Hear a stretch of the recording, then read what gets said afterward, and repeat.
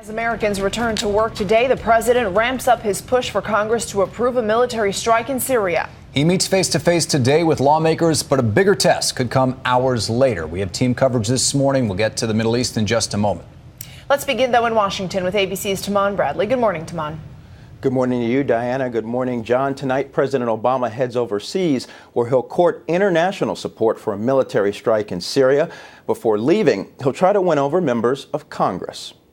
Before departing tonight for Sweden, President Obama will push members of Congress to back military action in Syria. The president has invited a number of lawmakers, including House Speaker John Boehner and Democratic leader Nancy Pelosi, over to the White House this morning for candid talk.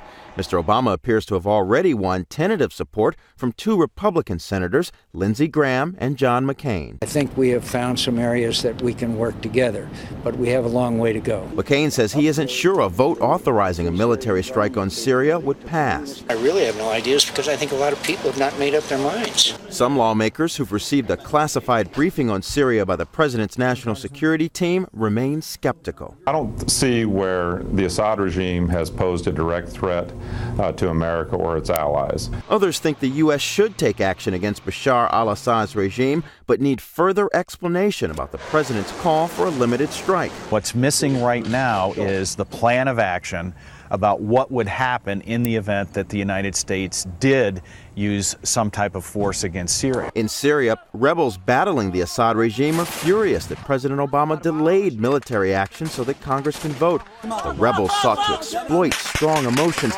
These kids held signs urging a U.S. intervention. Save the children of Syria, one said. According to the UN, more than 2 million refugees have fled Syria's violence. The country is losing almost 5,000 citizens a day, Diana and John. Taman Bradley live in Washington. Thank you. And now let's turn to ABC's Molly Hunter, who's in Jerusalem. Molly, let's start here. Syria's leader, Bashar al-Assad, has given a new interview. What was his message? Diana, he was defiant. He was confident. He had threatening words for the U.S. President Assad said the Middle East is like a powder keg and the fuse is getting shorter. He said any Western strike on Syria could send the region into chaos, raising the prospect of a regional war. But he called Obama a weak leader, and he said it is too late for dialogue. All right, Molly, a lot of posturing going on clearly, but how is this talk of a regional war going over with Syria's neighbors right now? John, that is exactly what Syria's neighbors and U.S. allies in the region are worried about.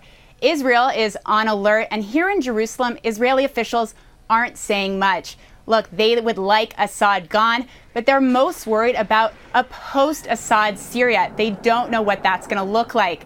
Other U.S. allies, Saudi Arabia, Jordan, and Turkey, have been much more vocal, urging the U.S. to end this right now. But no U.S. ally really wants to be directly involved. All right, ABC's Molly Hunter live for us in Jerusalem. Thank you.